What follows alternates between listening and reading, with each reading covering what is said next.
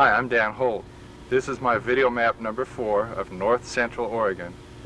We're going to try to visit every town and place of interest, including the ghost towns in this part of our state. I hope you enjoy your visit. This is Oregon's own Big Sky Country. Our trip starts at Redmond, then Powell, Butte, Ochoco, Wayside, Prineville, Highway 26 to Madras, then Ochoco Lake State Park, Brennan, Palisades, Stein's Pillar. We'll look at a few mercury mines and a lake out Ochoco Creek, and then back to Highway 26.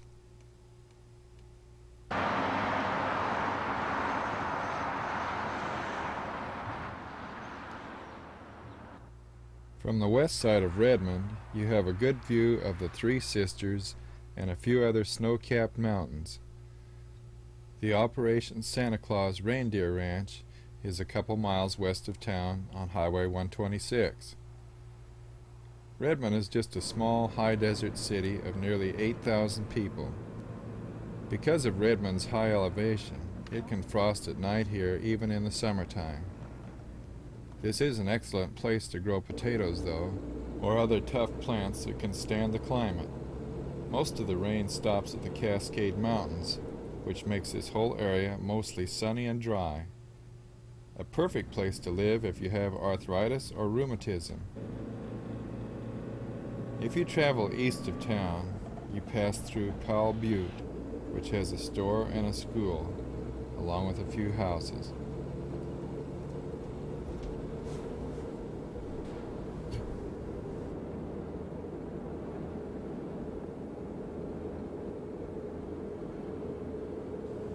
All but one of the houses seem to be occupied.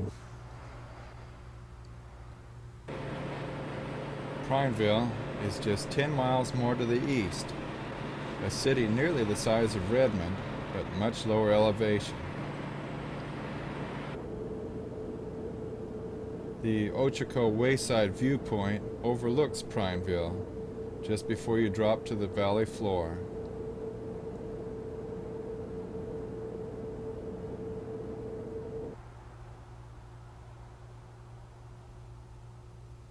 Several years ago, an honest businessman started a tire store here. Because of the way he treated his customers, he soon became the biggest tire store in the area. Today he has tire stores all through the northwestern states. Prineville is still the main warehouse for Les Schwab tires. I can see why nearly everyone likes to trade there. I tore up a new tire once clear over in Ontario on the east end of Oregon. There was no place over there to get a warranty replacement, so they just loaned me a good used tire to get back home and didn't charge me anything. That's what the golden rule teaches us, but not often do you see a business do things like that. You can sure guess where I got tires from the next time.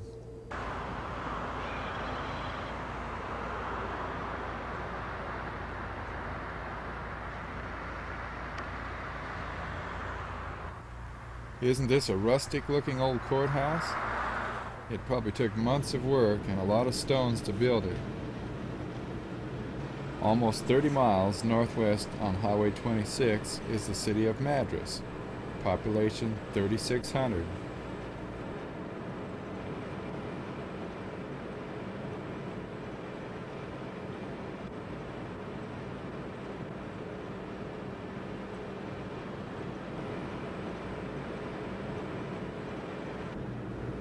The elevation here is even lower than Prineville's.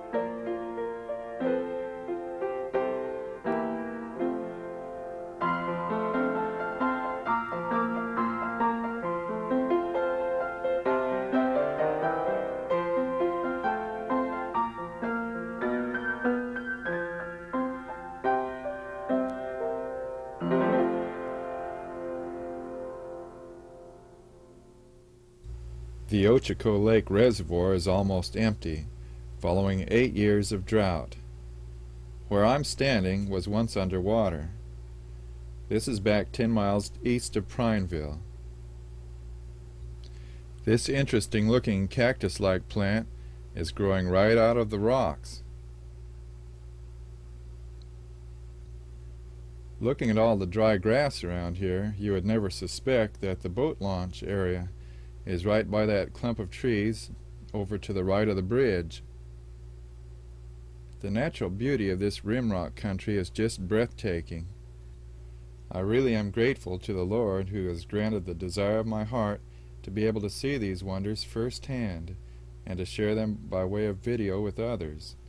By the way, God's written promises are good for anyone. Just delight yourself in the Lord, and He shall give you the desires of your heart. Going our own way doesn't pay, and I found that out by experience.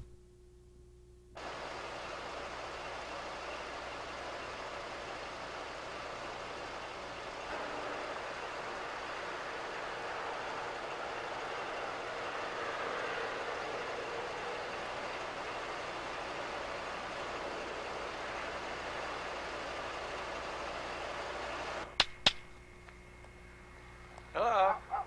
Hi. Hi.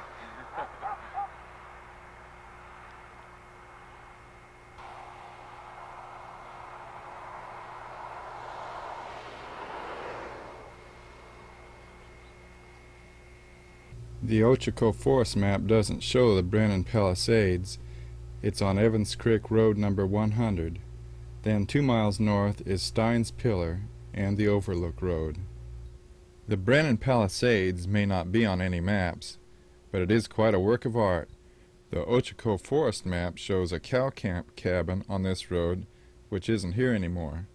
Nothing but an old barn remains, and this is about a mile further up the road. It's just breathtaking beauty.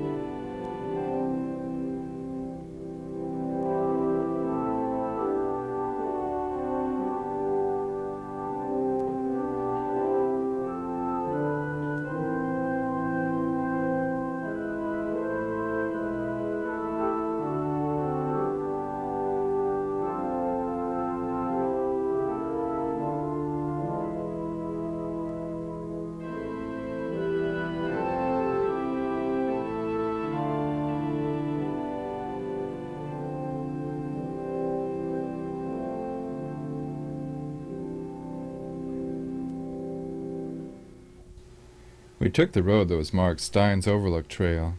I walked for a mile or two up the trail at the end of the road from the camp area, but found nothing other than the pretty view of the forest and boulders. You get the best view of Stein's Pillar from the main road, number 33.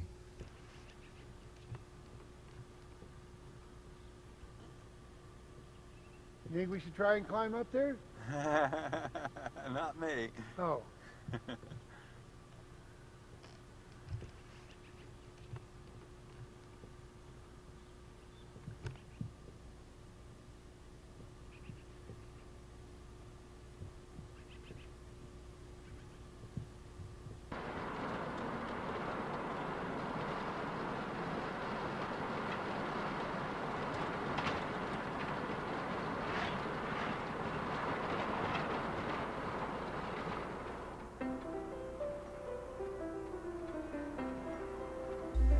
When you turn off Highway 26, you pass through some very colorful and interesting backcountry. Besides the wildlife, you can see where several people at one time lived here.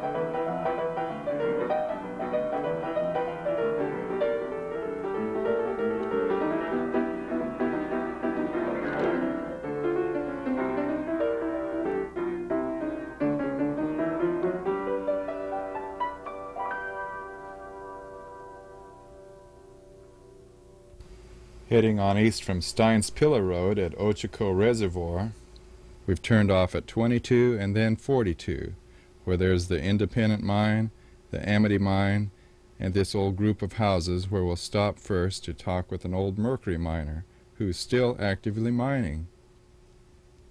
As an engineer, Frank, did you ever fool with gold out here in this area, or was there any here? There is some here, but I never bothered with it. I never bothered with that at all. There is a little bit mixed up with this. There's bound to be. Mm-hmm. With stibnite, that's different. No, I said stibnite. Mercury comes in every element, every color of the spectrum. Mm-hmm. It don't have to. Now that's a sulfide, which is red. You can get medicinabar, which is black, cold black, and from there clear onto the red, all the way through. Mercury has no odor, and no taste, and no color. No taste. Now that's No. a new one. I did not know that. I've had people say, "Oh, I can smell that stuff for a half a mile." There is no odor to mercury. Uh-huh. It's the other constituents in there that give the odor. Oh. Right. How do they capture it anyway? You know, Quicksilver, if you break a thermometer, the stuff's gone just immediately. Oh. How do you can't capture pick it up again either. No, it runs and hides, Well, too. how do you capture the stuff in the first place? You say you melt it and then it comes out a hole and then you have to keep, or you keep it in that steel We'll thing. go up there and I'll show you how. Oh, It's okay. simple. The big building. It was originally built for a bunkhouse then. Yes, you bet. And then a store and a saloon and You always had and a every house of name ill you can repute. think of. Huh. Except the And the- horse corral. Across there, those buildings over there were houses for the people that worked there. That log building over there, I stayed in that in 1937, when Takahashi had just acquired this property from Central Oregon Quicksilver. Uh-huh. That's what all that concrete out there, that was Central Oregon there then. Takahashi, now, we'll have to go back. They're the ones that built this mine up here, huh? Or, No, not sorry, up there. This one right out here. Oh, the one out here. Oh, okay. That up there was the Amity. And the woman that owned that was from the Black Hills at South Dakota, probably. the Homestead Mine. Oh. And then that was acquired by Urs Palmer. And he put the her shop in there. Done very good on it. Then up at Green River it was better, so he moved the her shop up there. He got somebody in there to run that thing and they didn't make anything. He come down here twice to get me to go up there and show him how to run it. But I never did go up there. This will automatically break up. When you heat that, it's like the mercury has an expansion way greater than water. And you heat that up and it'll explode. It sounds like a great king-size popcorn popper. But how high do you have to get it, Frank? There's the big trouble right now. Most people say, oh, you've got to run that up with 12 to 1700. I don't go over 960 with mine, but I leave it, 20 minutes longer maybe. And you get a nice mercury out of it, clean. I have never yet shipped 1 pound of it that I didn't get a premium on. Now your premium don't start very big. It's from a few cents to maybe $1 a pound more.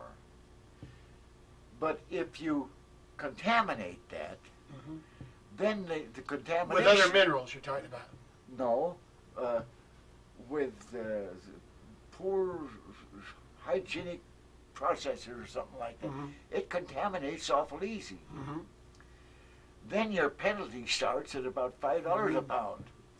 Wow. Can you filter it then to get out any impurities? Or once you get it out of the cinnabar, that's as far as it goes, right? Oh no, you can impure it to all You the can way purify down it? the line. Yes. You can put that, I say impurities. Zinc is one of the worst you can get. Any zinc in that, and boy, they penalize you right now. I've had other people say, well, I only got $50 for a whole flask, and they run it through a galvanized pipe. That's enough right there. Oh, that contaminates it. Yeah, galvanized pipes got a lot of zinc. Oh, you bet. What do you get zinc out with, by the way? Pardon? What would you get zinc out of the mercury with? What's the chemical you use to get the mercury the zinc to leave the mercury? No, you got to use heat again. Heat again. You bet. And get the zinc to vaporize, and then you get back to your. When they heat that up to so hot, you got bismuth and antimony. That's the two bad ones. They don't come off till over 1100, but they will add right along with the mercury if you get it 12 or 1700. You see that motor's a Crosley? About what year? Those were back in the 50s, weren't they? 52. Yeah, 52. 40s, late 40s, early 50s. And you're using it to run a, what is it, kind of a generator? Yeah. I got. This here's a regular 120 volt Army light plant. Yeah. Oh. See, now many other light plants were 400 volts for the Air Force, 400 cycles for the Air Force, but this is Army, and it's 60 cycles. Did they come with a Crosley motor, or did you put that in? Oh, yeah. Came with them. Huh, I didn't know that. Yeah. Surprising that it goes yet. And I said before, don't look at my wiring. I'm not an electrician. Well, that's pretty good. But it all goes anyway. Yes. It looks Now, neat. just shut it off a minute. Now go up and show you the top side. You just scoop up dirt on up the hill, right? Yeah. And you pour it in here, and then it comes down to here, and This is a screen. this motor It turns comes through the screen. Right, goes and the through the rocks screen. stay in and the dust falls down. under high pressure water, It falls down in here then. and the rocks and everything goes down that pipe out of No, the the bottom. rocks don't. The rocks go out here. Oh, okay. Let me get a. And the powder comes down here with the water.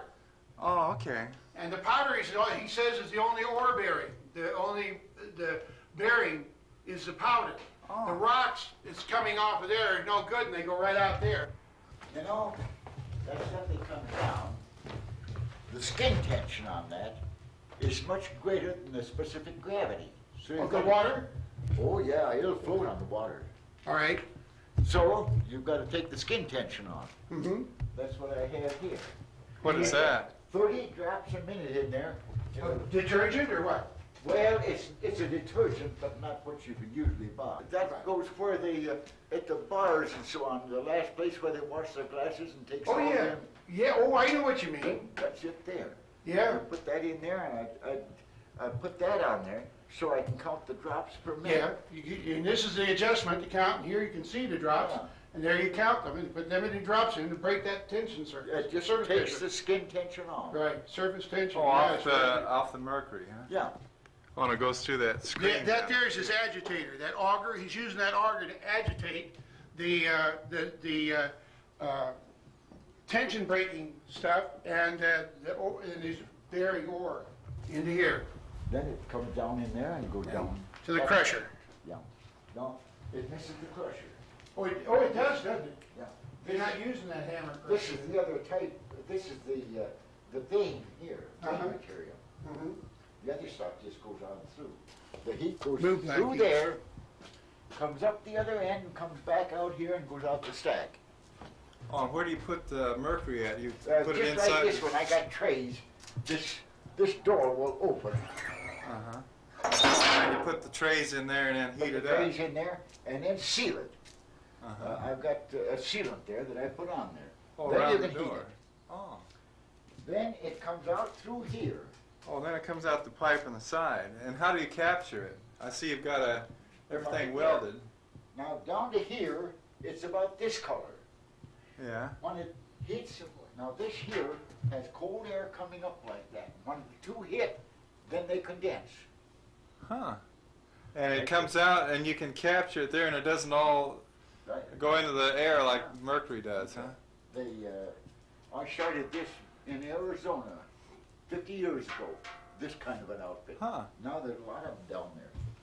Well, I thought mercury goes out into the air though. How do you make it stay in that bucket there? Mercury doesn't go out in the air. Oh, Oh, not at all. It's just, it rolls very fast. If you Oh. broke a thermometer now, it would go find the lowest spot faster than you could grab it. Oh, okay. Faster than you can grab It it. just stays like a bubble of solder, doesn't Yeah. it? Yes. But Okay. don't try to pick it up because that stuff will get away. Just, from it'll you. go into a million pieces, Oh, and, really? and you have trouble getting it to go back together. They even have a special bucket to catch that stuff in. Rubber. Funny. It ain't plastic, it's rubber. Oh.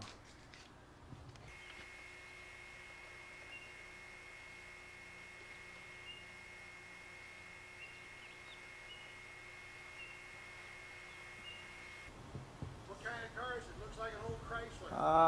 Well, Willys or something. It's got a kind of a rounded front end on it. It's kind of hard to tell. I don't know these cars when they're this old. It has kind of a Buick look to it. After leaving the Mercury mining town, we're going to Walton Lake, then back to Highway 26, up to the painted hills of John Day fossil beds, and Mitchell. Walton Lake is kind of a nice little small lake in the mountains where you can fish and camp. It has several picnic tables too, in case you want to just stop for a picnic.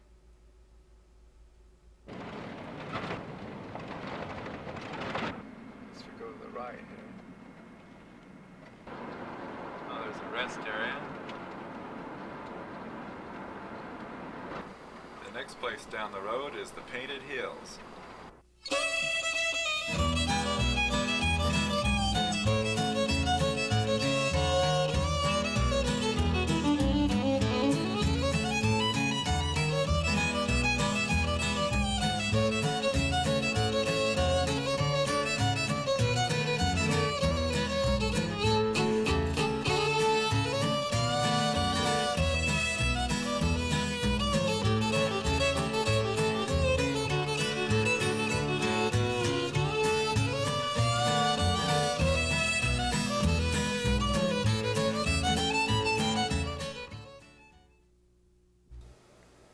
I hope you've enjoyed this first part of my video map number 4.